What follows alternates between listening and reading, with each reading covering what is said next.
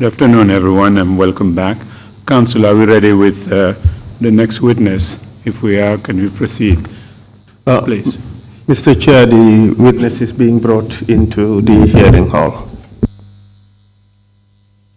Thank you.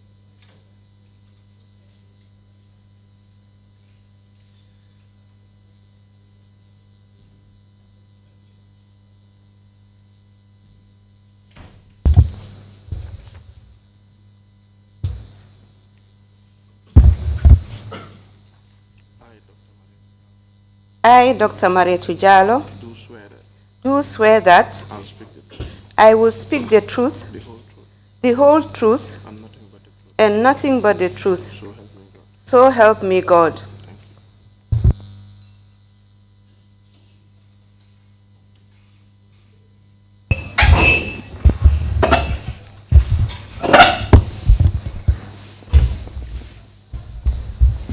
Good afternoon, Dr. Jallow. Good afternoon, Council. Welcome to the TRRC. Thank you very much. My name is Esa Mbaifal. We've already met. You're called here today to testify about the events after or during the April 10th, 11, 2000 students' demonstration in Banjul and other places in the country, wherein a number of students were shot, killed, and some injured. Can you testify to that fact? Yes, please. Good. Before you start your testimony, I just want to remind you that you have taken an oath to speak the truth. It is a criminal offense under the laws of this country to lie under oath. That's the offense of perjury. It is also an offense under the laws of this commission to lie before the commission. Do you understand? Yes, I do. Good. So if you do not understand a question that I have asked, please ask for clarification. Okay, but in any case, you are expected to speak the truth and nothing but the truth. You understand? Yes, I do understand. Okay, wonderful. So what are your full names? I am Mariatou Jallow. And what is your date of birth? I was born on the 12th of October, 1954. Whereabout were you born? I was born in Banjul. It was then Bathurst. Yes. And where did you go to school? I started my primary school at the Mohammedan Primary School from 1960 to 66. From then on, I went to Ghana and did primary 5 and 6 again, took the common entrance, and went to a girls' high school called Eburi Girls High School, where I did from Form 1 to Upper 6. From there, I went to the University of Science and Technology, where I did my medical degree. And then in terms of education, I had the opportunity also to go to Nairobi to do a postgraduate in pediatrics, that is taking care of children. And I had another opportunity also in schooling to do a master's degree in health policy, management and evaluation at the University of Toronto, Canada. Yeah, essentially, it is correct to call you a medical doctor. Yes, please. Can you give us a brief itinerary of your, or iteration rather, of your medical practice in Gambia? When I came back from Ghana in 1985. I worked as a medical officer in the Royal Victoria Hospital then. And from there, I worked as a pediatrician. From there, I was the head of the hospital as CEO. From there, Could you provide dates, if possible? You may refer to your written statement, if possible. Okay. In terms of work experience, I returned to the Gambia in 1975, where I volunteered in the laboratory. Doctor, don't necessarily read out the statement. Just give us the dates relative to the positions that you held. Okay. Pediatrics I was the CEO, pediatrics in 1997, CEO then to the hospital. In 2003, deputy director, and then 2007 director. I went back to the hospital in 2008 as the chief medical director. In November 2008, I was Minister of Health and relieved of that position in October 2009. And what do you do now? Now I work in ECG Sibano Health Center as the CEO and the lead doctor.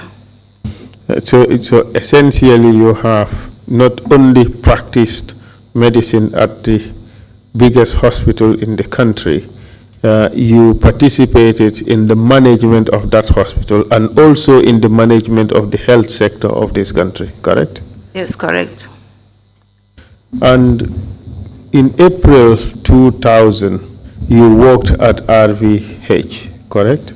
Yes, I did. And during that period, what was your exact position? I was the chief executive officer. Could you tell us what are the functions of chief executive officer of the hospital?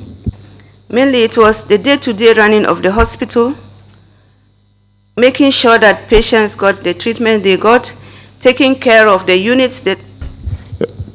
Making sure that patients got the treatment they got, or making sure that patients got the treatment they needed?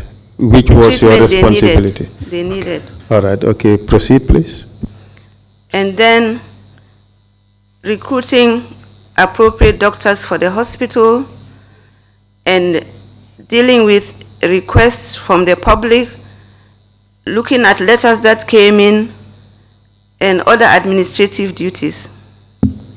Would it also be your responsibility to implement policies of the government regarding the health sector as far as they relate to the hospital? Yes, as far as it relates to the hospital. Essentially, you are the boss of the hospital. Essentially, yes. The final decisions regarding administration of the hospital rested with you, correct? Correct. So anything that happened in the hospital would be your responsibility, wouldn't it, during that time? It would be. Could you tell us what happened in April 10th and 11th in the year 2000 at the RVH? Yes, sir. On that day, I received a call from downstairs because the office of the CEO and administration was upstairs near the Marina Parade. And then I received a call that people were brought in, rushed in with severe injuries. Make it a little bit slow because there is interpretation in the local languages for those of the audience in the hall. So take it a bit slowly. Huh? Thank you very much, Doctor. You may proceed. Okay. So I went downstairs and saw for myself that young people were brought in with severe injuries. Some were bleeding. They were all in some kind of distress. What kind of injuries did you observe? You know, you said some were bleeding, but what are the types of injuries you observed? They were very serious injuries, some with broken limbs and some with open wounds, big open wounds. At that stage of that initial look, were you able to determine what were the causes of those injuries? I would not be able to determine, but I heard rumors that these children were shot. Those injuries were very severe injuries, so it must be something that was really serious to have caused those injuries. And as a result of that, what did you do? Then the whole hospital was mobilized. In fact, before I got there, some had already come. Doctors, nurses, anesthetists, all people were on board. And the theaters were prepared. Those who needed blood transfusion, we tried to make sure that all those things were in place. And administratively, we set up a unit at the duty room. The duty room is where the 24-hour surveillance of the hospital was done. When we closed, there was some senior person at the duty room who would take... A bit slowly, please. Proceed. Who would take the information and relay it in the morning to us. So we used that area as a sort of center where we would help relatives and loved ones who were coming around to look for their children or their loved ones. And that was where we collated information, helped people to find their loved ones, whether they were dead or they were in theater or they were admitted. Okay. People arrived at the hospital with different types of injuries, with different degrees of severity. Tell us what happened to the dead people. The dead people were taken, when the doctor certifies that a patient had died, they were wheeled to the mortuary. Do you know how many deaths were registered at the hospital? In total, there were 12. And from the combos and 2 from up country. I think it was Birkam. Essentially, 14. you had 14 deaths. Yes, please. Right. Okay. That's the figure you recall. Yes. Okay. How about injuries? Tell us what was done with regards to those who were injured. Those who were injured were admitted. Some did not have very severe injuries, so they did not need to have operations. So those were admitted. Others who needed emergency operations were operated upon. Do you have any idea how many people were hospitalized and how many people were discharged as outpatients? I cannot remember the figures, but it may go to more than 15. I cannot remember exactly. 15, you said? Yes. Okay. I have given you 2 categories of patients. The first category is those who were admitted, those who were hospitalized. Do you recall how many there were? I cannot recall the exact number. How?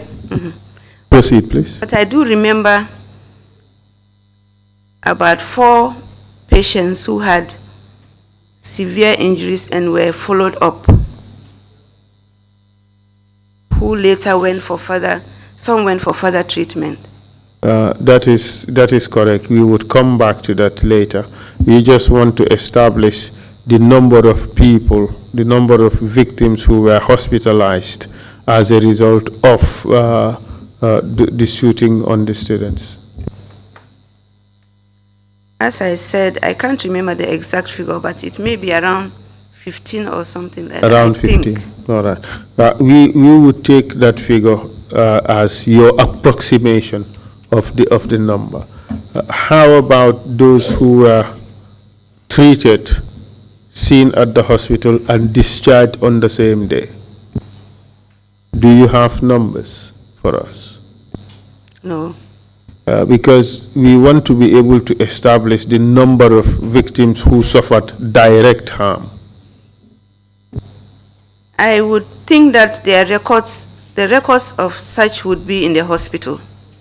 All right, we would make an effort to get those records. But from your own recollection, could you give us an estimate?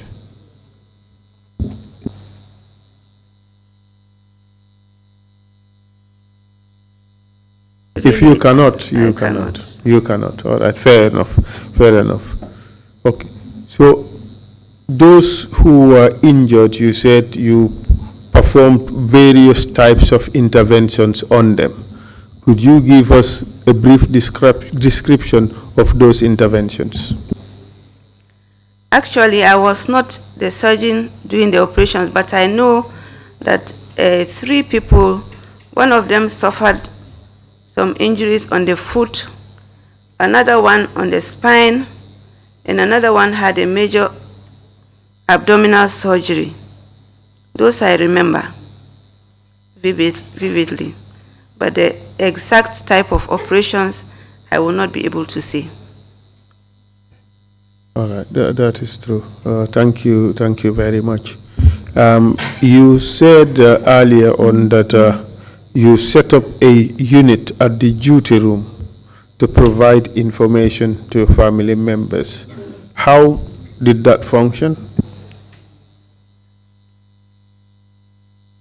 Many people were rushing to the hospital to find out what was happening. And we had records of the number of patients who were seen and those who died and those who were admitted. So when anybody comes and asks about a relative, maybe give a name, we look at that list and say, okay, if we know the person has died, we let them sit down, calm them down, and try to break the news to them. And those who had relatives or loved ones who were admitted, we will tell them, okay, go to this ward, your patient, your relative is there.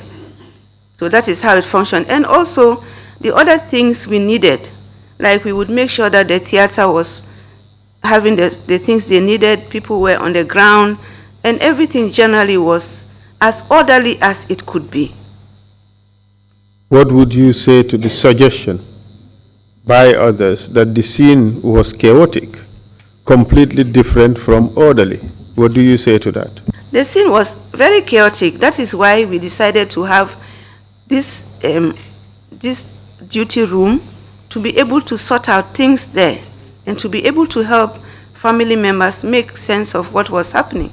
Because otherwise somebody would come and go to all the wards to look for somebody, or wouldn't know whether to go to the mortuary or whether the patient is in theater or not.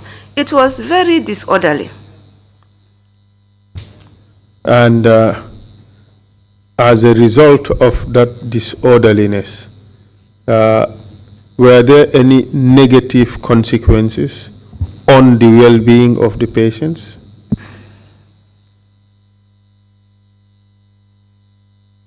There could be, because in such situations, you need to keep out the crowd and make sure that only those who need to be there are there. And it was really very difficult because it was a major event, major disastrous event, and it was difficult. And I did not know before I heard it from the commission, and from one radio program I heard that there was someone who was taken to the mortuary and was not dead. I heard that, but I did not know it at the time I was as CEO until I heard it over the radio, and I heard it as testimony.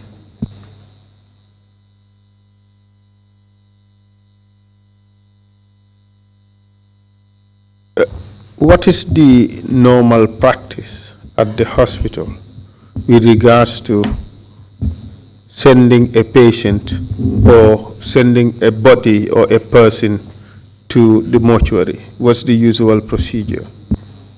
When anybody died or you felt the patient had died, there are signs that you have to look for. You have to check for the pulse, the respiration. You also have to look at the eyes to see whether the pupils are fixed and dilated. So those were the signs that should be looked for before you could certify that somebody has died. That is true. That is the scientific process of certification. Yes. But what is the process of sending a person to the mortuary? The doctor would say that this patient needs to go to mortuary, and they will be put on a trolley and wheeled to the mortuary, and then handed over to the mortuary attendant, and they will be put in the fridge or freezer. Would there be any documentation done in that process? Yes, they would say that this patient there should be a documentation. So, with proper documentation of the entire process, and from what you have described, should it happen that a person who is alive is sent to the mortuary as someone who is dead?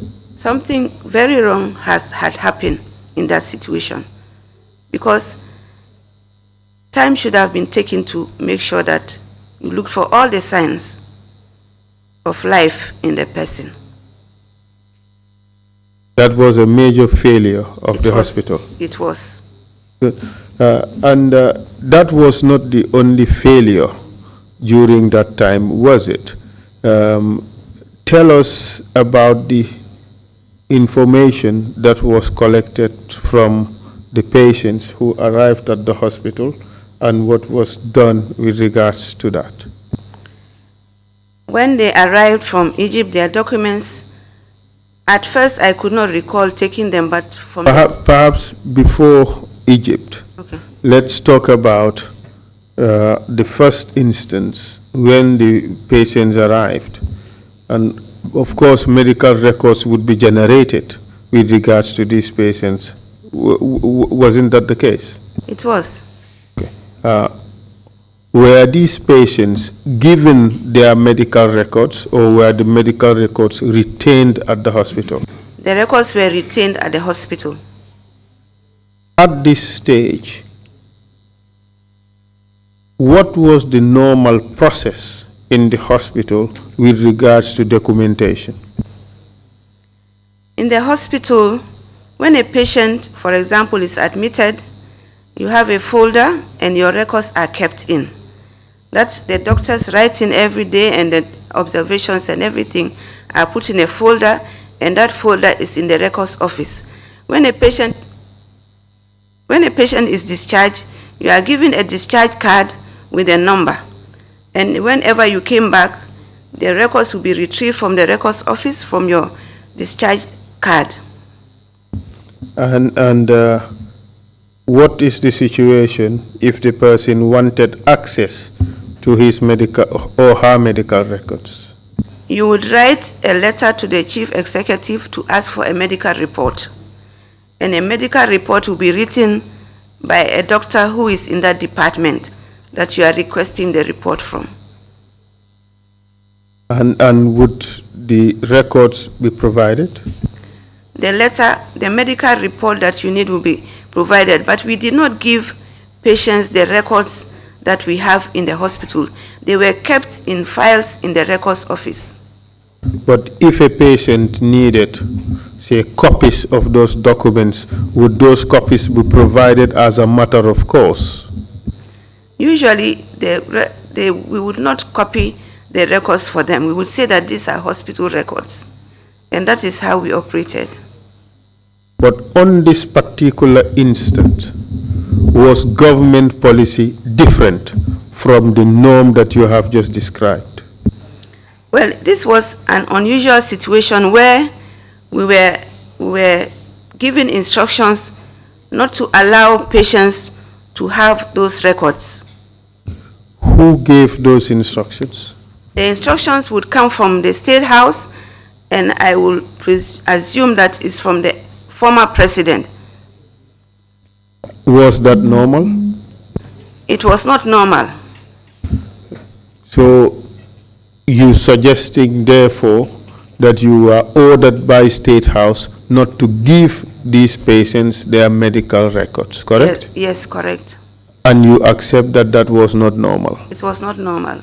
Did you comply with those instructions? I complied because we're working under very difficult circumstances. What made those circumstances difficult?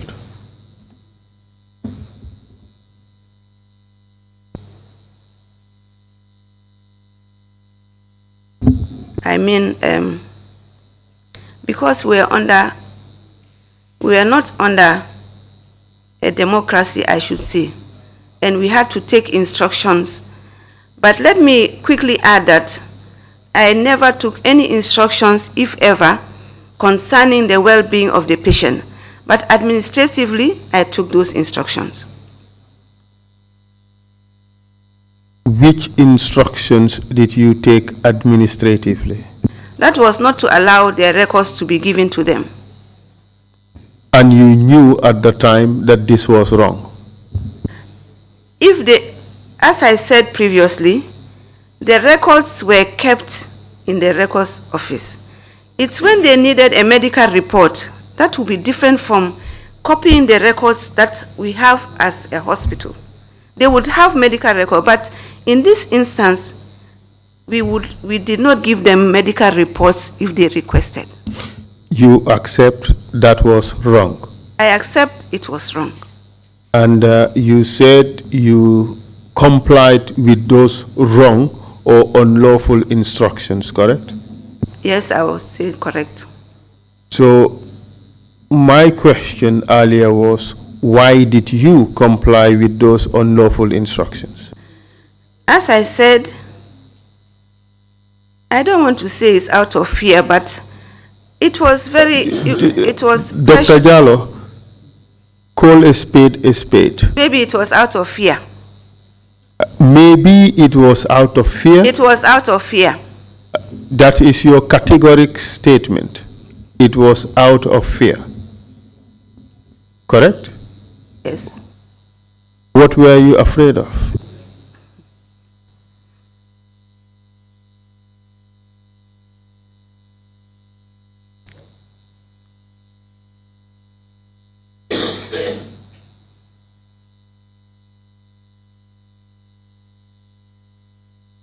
I wouldn't like to say specifically, but anything could have happened to me.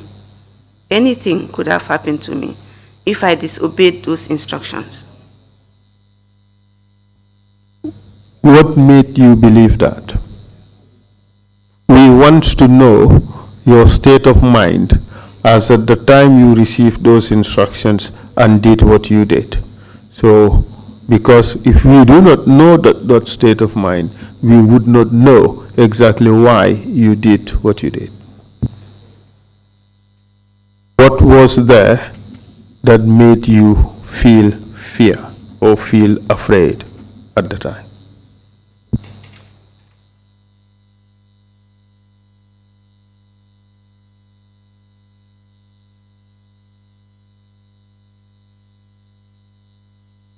I think being under a dictatorship and knowing that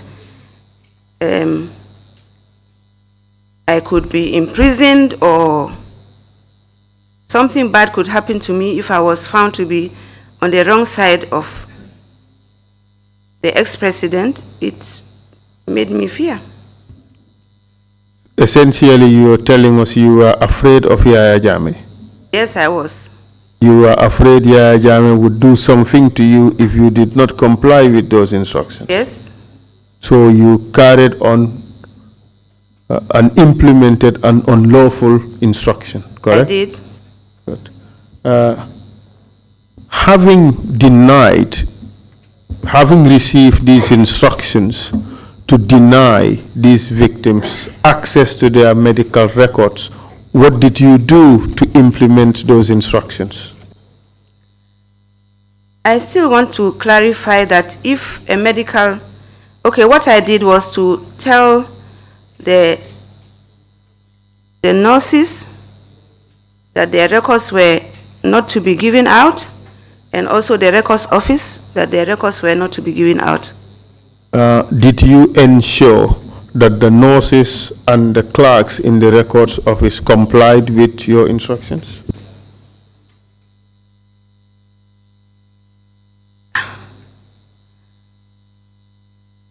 I did not have cause to believe that they would not comply, because I could not go there every day to ask whether they have done what I have said. But I just assumed that they wouldn't, because if they did, they would also have to answer for it. It would not be my responsibility. All right, fair enough. Do you know at that time whether there were some patients who wanted to go abroad for medical treatment? Yes, I know. Specifically, were you aware of some who wanted to go abroad for medical treatment or at their own expense?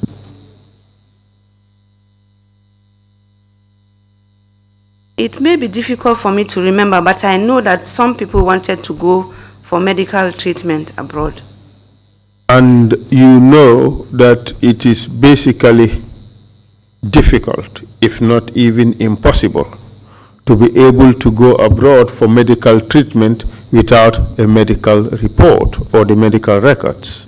Yes, without a medical board. The denial, therefore, of those people to access to their medical records, in fact, made it impossible for them to access medical treatment abroad. Isn't that true? It's true, but those who needed medical treatment abroad were sent for medical treatment abroad. We heard from one Umi Jan yesterday. She was shot twice on her arm, on the same arm. She needed medical treatment abroad, but she couldn't have access to her medical records. What do you say to that? I don't remember about that lady, but if she needed a medical report or medical board, she would write to the chief executive, and then they would set up a board by the Director of Health Services. The medical board was set up by the Director of Health Services. So even if there was a report from the chief executive's office to the director had to set up the medical board. And that medical board is what would be used, the recommendations would be what would be used for medical treatment abroad. But that procedure aside, individuals can privately organize for themselves to go abroad for treatment. Isn't that possible? That is possible. In such scenarios, so these individuals would still need copies of their medical records in order to be able to finalize processes for admission to treatment abroad. Isn't that the case? What I know in terms of getting visas and all that, what is recognized is a medical board report. And that medical board report is signed by 3 different doctors. And that is the procedure that the embassies recommend. So that is what I know. And if Madame had written a letter and a medical board was requested from the director and it was not granted, then it means that the situation was not only the hospital, but it was also at the directorate level. Were the victims informed that they needed to apply to the medical board? Well, I as a person did not tell them anything like that.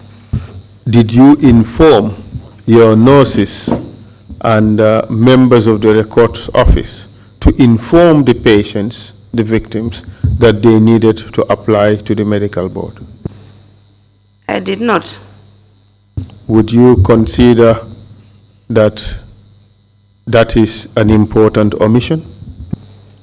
Yes, maybe I should have told them, but anyone who needed to go abroad for overseas treatment, you would come to the hospital and ask that I need overseas treatment, and you'll be told what to do. So as I was saying, this situation was completely different from normal. In fact, it was worse than that, isn't it? Yes. Considering that the nurses were instructed that medical records should not be given on no account to the victims. Isn't that the case? Yes, as I said, the medical records were not given to any patients, anyone who wanted. We did not copy out medical papers that were in the files for patients. What happens is you have a letter, a medical report, detailing everything that is needed to be detailed there. Because the medical records in the hospital have got different notes, patients, doctors, different doctors, what they write and all those things. So we don't, maybe it is a wrong procedure which must be changed, but that is not the procedure that we take. Yeah, I think here we're doing some form of legal hair splitting. We're trying to distinguish between the medical records and the medical report. Isn't that what you're doing at the moment? You're distinguishing the two and trying to lay out a different procedure for the two types of documents, correct? Yes. Good. Okay. But let's concern ourselves now with documents showing a person's medical condition. Call it a medical report or the records of that were produced by the doctors. There was a blanket refusal for these people, for the victims, to have access to these documents. Was that the case or was that not the case? That was the case. Good. In fact, the position was taken because of the politics that surrounded the shooting of these victims, correct? Correct. They were in fact told that their case was political, and that is the reason why they were being denied of these records, correct? Correct. And that was unlawful. It was unlawful. Thank you very much. But this pertains to the beginning itself, just soon after the shooting. But the policy continued even with those who went for treatment abroad, isn't it? Yes. Now tell us about those who went, before we talk about those who went for treatment abroad, let's talk about the autopsies. Were autopsies conducted? Yes, they were. And was a coroner's inquest also conducted? I think there was a coroner's inquest. Perhaps we received the documents, okay. So we should not bother you with that. So let's take it there was a coroner's inquest on these things.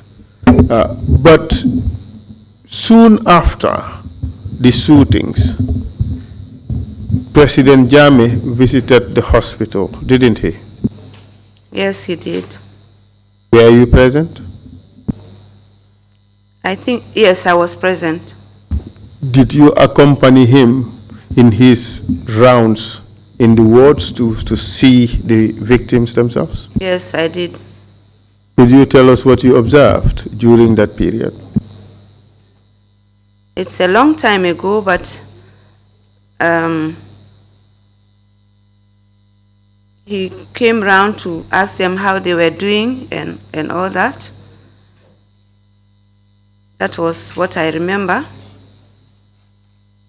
And the doctors were also there. The doctors who were treating the patients were also there.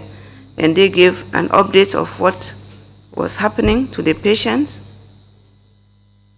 And how would you describe that? I'll give you my own proposition, and you tell me whether that is true or false. Was it a show to make the president believe that all was well, when under the facade, it was far from well? In terms of their medical conditions, the doctors were there, and they were the ones who would give a report. that is obvious, but it does not answer the question. The proposition is, what was presented to the president was a show to make believe that all was well, when in reality, there were big problems. What do you say to that? I'll say yes. Why was that done? Because he was the president, and I wouldn't say that I made a show, but what I'm saying is that the clinicians in charge of the patients would give an update, and their update was, I wouldn't say it was false, but probably they wouldn't say it as it was. The thing is, the adjectives you are using are going on either direction. You're suggesting it was false, you're suggesting that it may not have been false. What was the situation? Was it all make-believe, just to reassure the president, to make a show of the situation, when in fact there were serious problems? What do you say to that? I'll say yes. In fact, we've been told that the Egyptian doctors assured Jammeh that they could handle all the injuries and treatment. Do you recall that? Yeah, that's the reason I cannot recall details, but that's why I was saying that it was the medical doctors who were giving the information. I could not give the information, so it's true what you are saying. But you are a medical doctor, correct? I'm a medical doctor, but I'm not a surgeon. Yes, but you are a medical doctor nonetheless. Yes. You cannot be hoodwinked or bamboozled by a surgeon. Yes. See? So when you see it, you can at least form an opinion, a correct opinion, even though basic it may be, on the condition of the person and the surgical needs. Yes. So, but you were there, you knew that the reports they were giving were far from truthful.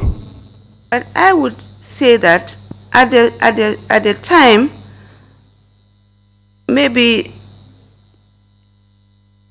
they felt they could manage it here, but as time went on and we were seeing the patients day by day, we realized that there were certain things that cannot be done here. But Dr. Jallow, you said a little earlier that you knew that these reports were false. It was a show. Correct? Yes. And you were CEO of the hospital. Yes. You had a responsibility to the patients, correct? Yes, I had. You had a responsibility to government. Yes. And here was the president. He was giving false accounts just to make him believe certain facts. Did you correct the reports that this is perhaps maybe an exaggeration of what is possible, that these statements are false? If you did not, tell us you did not. I did not. Why didn't you? Because as I said, the treating doctor knows better knew better than me. So I could not argue with them in front of the president to say what you are saying is not true. But isn't it the case, Dr. Jallow, that you simply would not wish to deliver bad news to the president? Yes, I would say that then. Was that the reason why you didn't say anything? I cannot remember exactly that.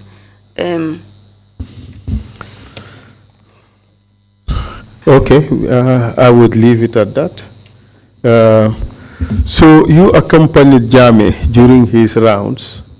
How did you see his relationship with the victims who were at the hospital at the time? He looked concerned. I cannot know what was in his heart, but he showed outwardly that he was concerned. How did the victims receive him? They were not happy, How do you know that? because I remember one of them refused to talk to him. So I knew. One of them or all of them? Maybe all of them, but I recall maybe all of them. I'm not sure now. But I know they were not happy. Why were they not happy, as far as you know? Because they had suffered under a command that at that time we did not know who it was, but we knew that somebody had asked that they be shot. So I was not sure who it was, but the victims felt that the government had a hand in what was happening to them, and therefore it was, should I say, hypocritical to them. That's how they felt, I think. At least that's what you observed from them. Did any of them utter words to the president that would not ordinarily be said to a president? To put it blatantly, did some of them insult him, as far as you recall? I cannot recall that. All right, okay, we would move on. There were a group of victims who were taken abroad for treatment. Do you recall that? I recall it. Could you tell us what you know about that?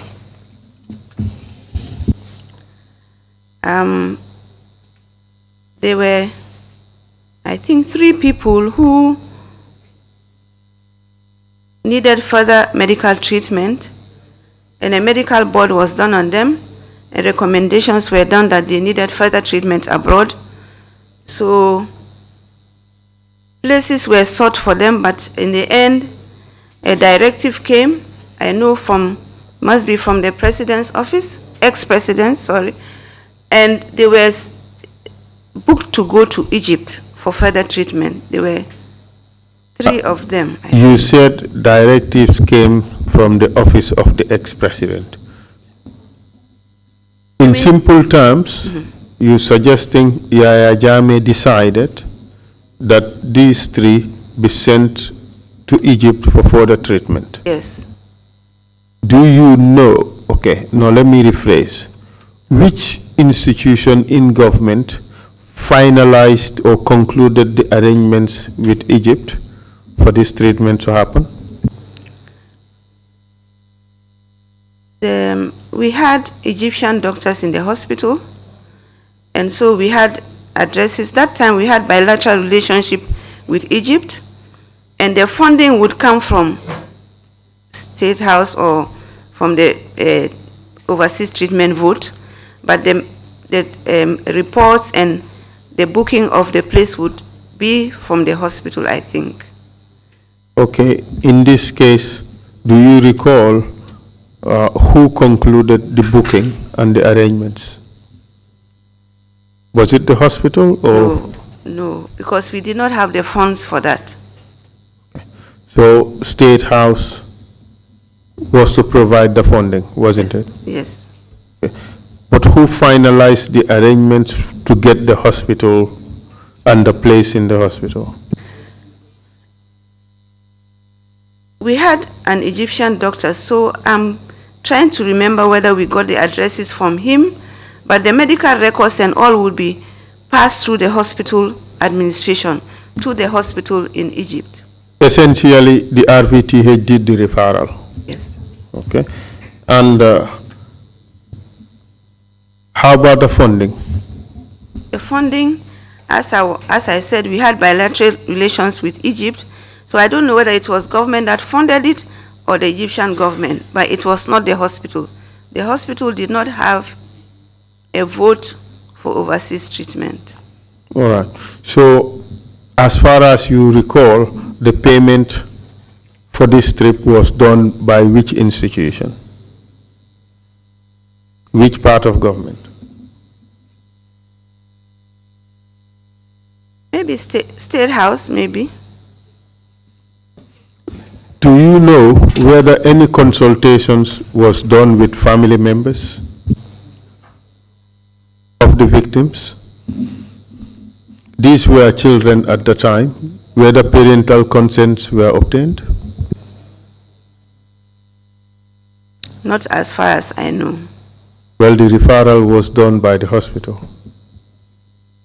Wouldn't it be normal as part of the procedures to obtain parental consent for minors?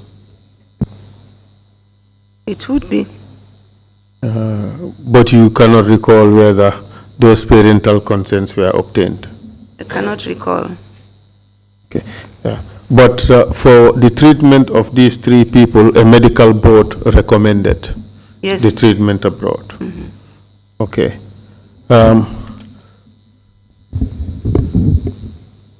Do you know the duration of treatment Gambia government paid for with respect to these children?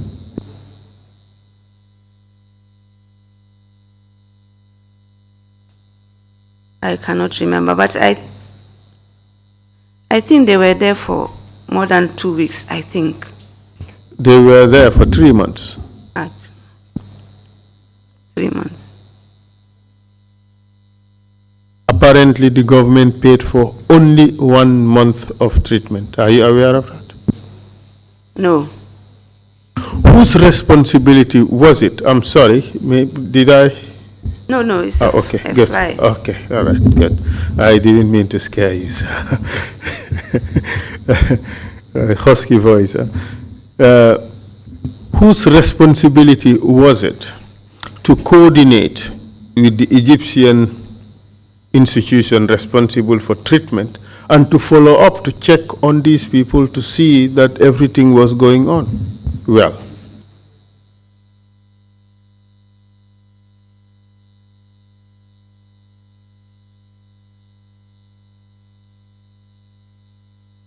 I think it should be the hospital as well as the funders, because as I've just heard, they were funded for only 1 month. I don't know how that happened and how they were able to stay there for 3 months. Well, precisely, that is the problem. It does not appear that there was any coordination or follow-up or monitoring by the hospital that was supposed to do so. I agree. That is another fundamental failing. Yes. And you are the head of the hospital at the time. I was. The responsibility falls on you. I did. What do you say to these young boys who were sent to Egypt for treatment and the bill was not paid? They had to be there, depending on the largesse of other people, to fund their treatment. What do you say to them? I say to them that I have failed them, the nation has failed them in keeping them there without proper funding and adequate funding. We have failed as an individual, and as a government, we had failed them. And we want to say that we actually failed them. Do you feel sorry? Very sorry. Do you realize that they were accompanied by a nurse who spent only 1 week with them? Yes, I know the nurse came back. They were left there alone, just by themselves. That is what happened. Callous, would you say? I think any adjective that is used is appropriate. It was a system that had failed, from myself to every other person. I accept that I had failed, but as I said earlier, we were living under abnormal circumstances. What was abnormal about it?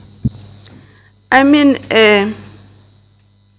Here are young children that have been violated by the government that should protect them. That was abnormal. In fact, several letters were written to the government demanding payment, but there were no responses to those letters. That was also a failure. The government should definitely have responded and sponsored them. It was another failure. It was another callous action, and it was not proper.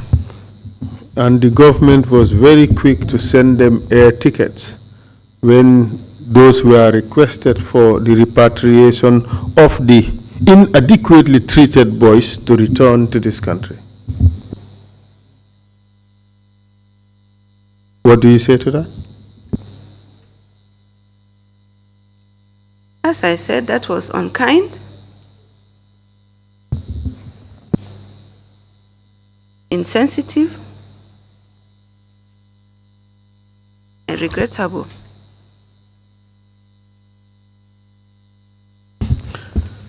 So,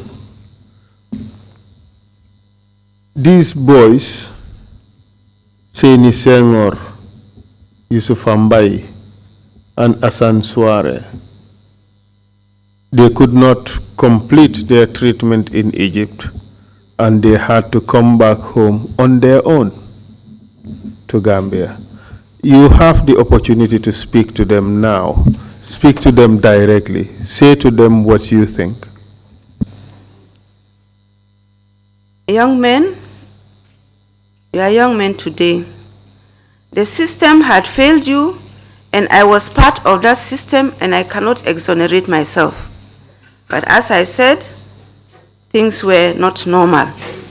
And I want to say to you that anything I did whilst you were admitted, I did it with a clean heart, with no intention of harming you. And I went out of my way to make sure that you got the best treatment that was available here. We wanted to make you comfortable, and we did not want to expose you to undue harm or danger. And the fact that you had to go to Egypt and left there, it was regrettable. We were not in a position as a hospital to send any funds because funding was not available in the hospital. So I would like to say that this should not have happened. It has happened. But I say to you that I had no evil intention. I just happened to be in a position where medically I did my best. Administratively, I was not able to go beyond what I did. So I want to say to you, as an individual, you pardon me if there's any time you felt that I was unkind or I did not do what I was supposed to do. In terms of your medical attention, I made sure that you had the best that was available. But administratively, I was unable to do more than I did. So I would like to say that I feel pain. I feel pain because I did my best, and probably my best was not good enough for you. But I just want to say that I did not mean to harm you,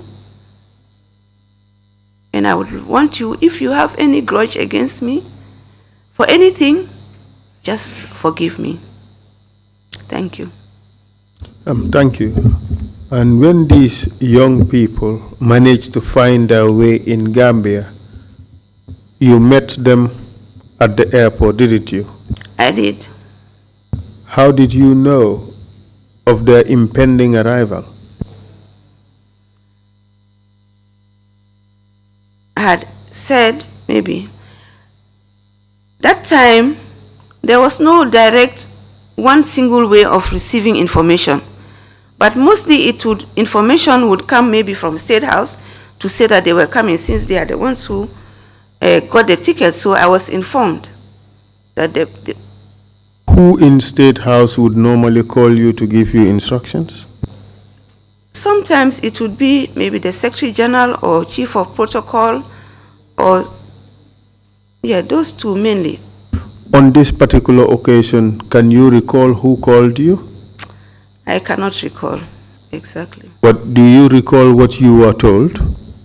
I was told that they were arriving from Egypt, and I knew the flight time and everything, so I decided to go to the airport to meet them, because the ambulance could have gone alone without me, but I did not feel that I should do that. Good. So you personally went to the airport to receive them? I did. Okay. And could you tell us what happened when they arrived? We came back to the hospital in the ambulance straight away, and I got their medical records from Egypt. That is what happened. Why did you take their medical records from Egypt? The medical records would tell us what was done in Egypt and if there was anything more that should be done. That is from a medical standpoint. But the question is, why did you take their medical records? As I said earlier on, their medical records and all were to be kept in the hospital. So that is why I was instructed to take their medical records. Who instructed you to take their medical records? It would, from State House, the ex-president, maybe not directly talking to me, but through a message. And this time around, do you recall who delivered you that message? So it's the same person who told me about the coming of the victims. So essentially, or let me rephrase the question, was this part of the same initial policy that these people, their case is political, so therefore they should not have access to their medical records? Yes, it was. So you were instructed to take their documents? Yes. And you took the documents? I did. And how about, in fact, knowing fully well that they are being denied of records that they are entitled to, correct? Can you rephrase that, please? You took those documents from them, knowing fully well that they are being denied access to material that they are entitled to.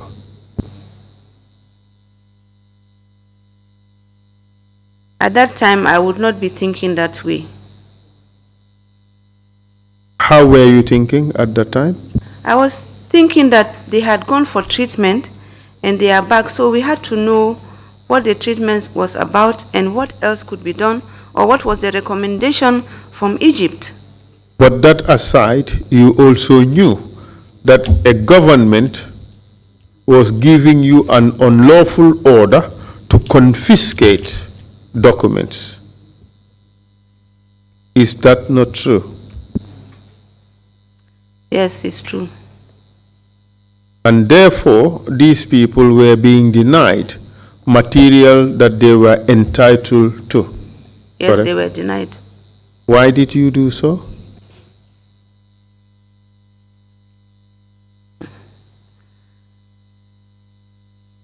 We are coming back to the same, I used the word fear, but I mean, I was a civil servant, and I was given instructions that I could not refuse. Could you say that again? Sorry, I was I said, not distracted. I was consulting with my learned colleague to the left. I said I was given instructions, I was a civil servant, and I was taking instructions. As a civil servant, with such great education that you have, it should be quite obvious that there is no defense to accepting unlawful orders. Correct? Okay, correct. I can accept that you are afraid, but that is aside from accepting unlawful orders simply because you are a civil servant. No, that's not what I meant. Explain So what you mean. I'll retract that statement. What the statement was that I took orders because I knew the circumstances under which we were working. Not the simple fact that I was a civil servant. Okay. Thank you very much. We would leave it at that. It's now very clear. The documents that were confiscated from these young boys, where were they taken to? They would be part of their medical records. So you submitted them to the records office? And if we need to look for them now, they should be found at the records office? They should be found in the hospital somewhere. All right. Okay. In the case of Yusufa, the person who was paralyzed from neck downwards, what was the position taken when he arrived?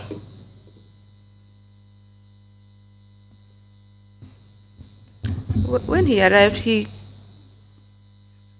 Was there an effort to have him discharged immediately?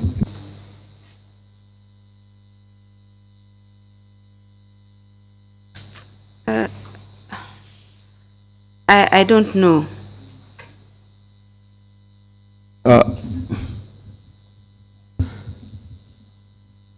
When they arrived, did you ask them, or did you inform some of them that they would go home? I think we brought all of them to the hospital. I think, if I remember. Did you ask them if they wanted to go home? No. Did you suggest that they should be discharged? Suggest to who? To Sorry? them. The To three. them? Yes.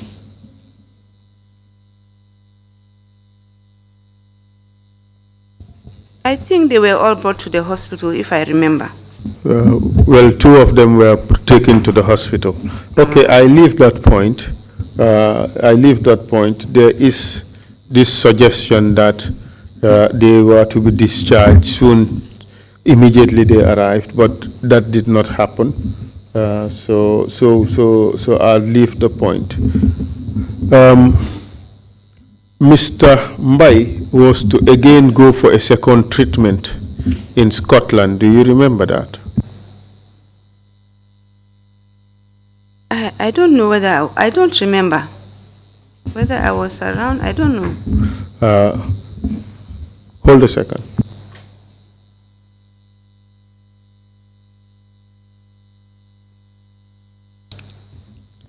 Few months after they returned, Mr. Mbai was to go for a second treatment. A hospital in Dundee in Scotland. I can read out from his statements to you. He said as follows: I was taken back to the RVTH for a year when I was flown to Scotland, but no treatment was ever offered. And 1 year would be 1 year into that period would be sometimes in 2002. What was your position in 2002? 2002. No, it can't be 2001. It has to be 2002. I did the maths. You know, few months at RVH, 3 months in Egypt, that would be minimum 5 months, plus 1 year, that's 17 months. It can only be in 2002. Lawyers are not good in maths, but this one I was away in September 2001. Good. So you may not have been there when he went to Scotland. But in Scotland too, he did not get treatment. Apparently, Gambia government owed the hospital in Scotland, and the money that was paid was set off against the death Gambia government owed. What do you say to that?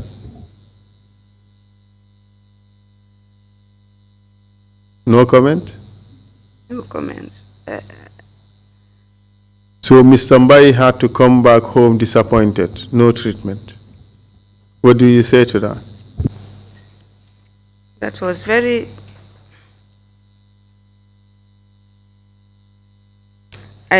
The system had failed him again. The third or the fourth time, almost fourth time. I would not bother you much about this treatment again because we've established the facts. But there was another treatment program this president was involved in. Do you recall that? The president? Yes. Okay. Yes, I recall. The ex-president. The ex-president, I recall. Which treatment program was that? It was the HIV treatment program. What was the official name? Presidential treatment program. And in that program, or the alternative treatment program, as was called by some, you participated in that, didn't you? Yes, somehow. We would hold a special hearing on that subject.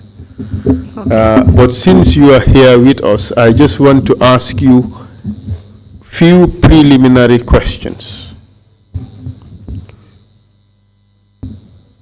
Amongst the diseases the president claimed to have had a cure included, you tell us.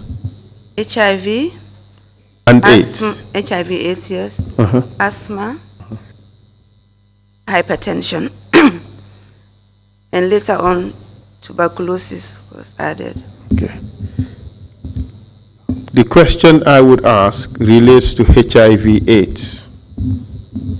You are here under oath. Was the treatment program truthful or was it a hoax? It was a hoax. It was a lie. It was a lie. And the doctors who participated in that knew it was a lie. Yes. Thank you very much, Madam Witness. I would call you again as a witness on this very important subject. Mr. Chair, it's almost 1:30. I hand over the witness to you. Thank you very much. Is it your intention, counsel, for the witness to come back in the afternoon after the lunch break or not? Wait for you to finish your consultations.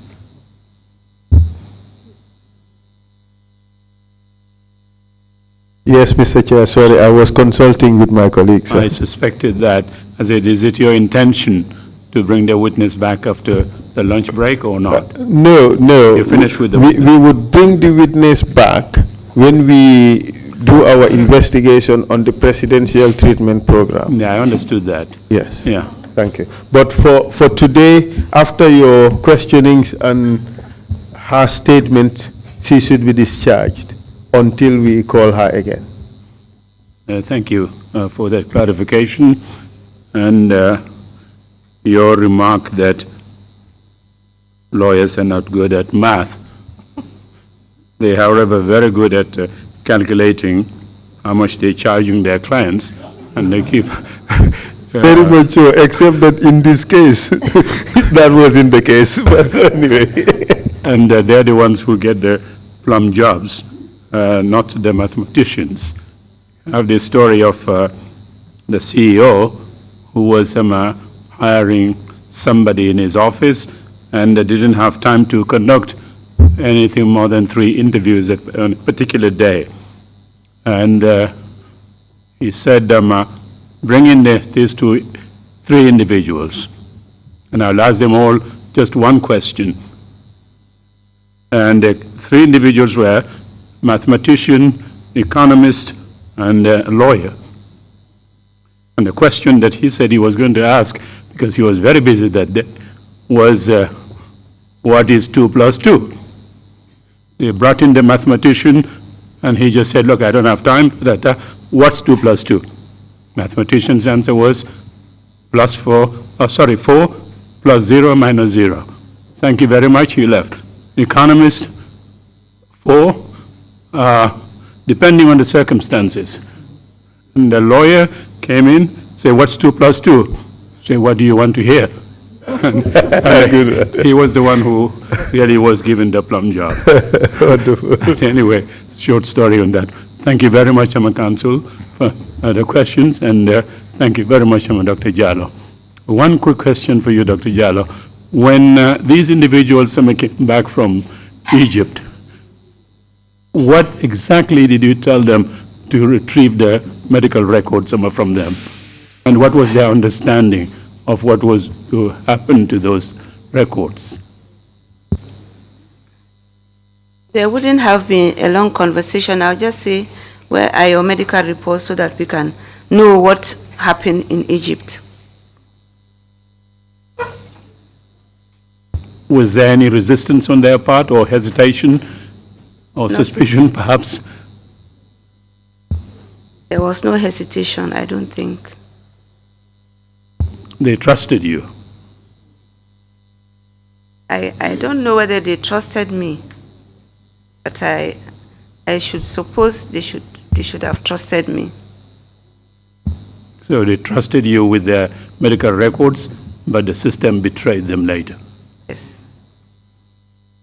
Commissioners, if you have any questions. Yes, Commissioner Ma'am Jallow, you have the floor, please. Witness, Sir. taking into consideration your religious standing and your professional ethics, why did you allow yourself to remain in this situation and not resign from your position? Professionally, I'm a medical doctor, and I felt that I was still doing a good job. I was still doing my profession as I should as a doctor, taking care of the patients, making sure that the hospital ran. As I said, I did not feel that I should resign because of this. I did not think there was any reason to resign, because I knew that I still had something to offer to the nation.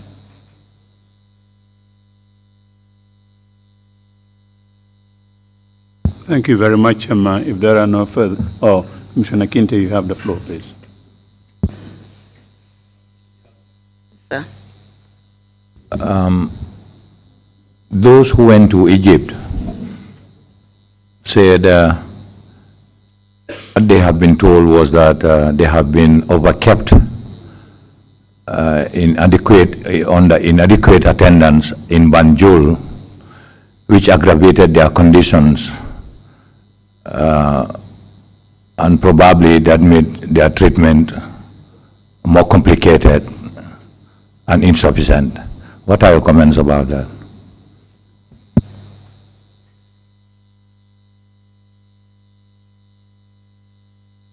Well,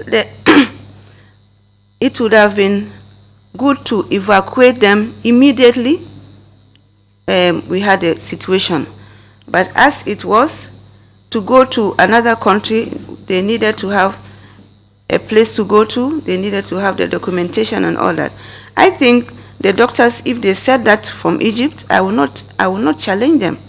It means that the referral was not soon enough, was not quick enough. I will not dispute what they said. So in essence, the system has failed, because in a situation like this, there should be a quick way of evacuating patients to the right place. So the system actually failed them. My second question is, we've been told yesterday or day before that one small boy, age 3, was shot by a stray bullet. And what was explained here was that the guy was kept 3 days with bullet in the head unattended for 3 days. Were you aware, and what do you comment?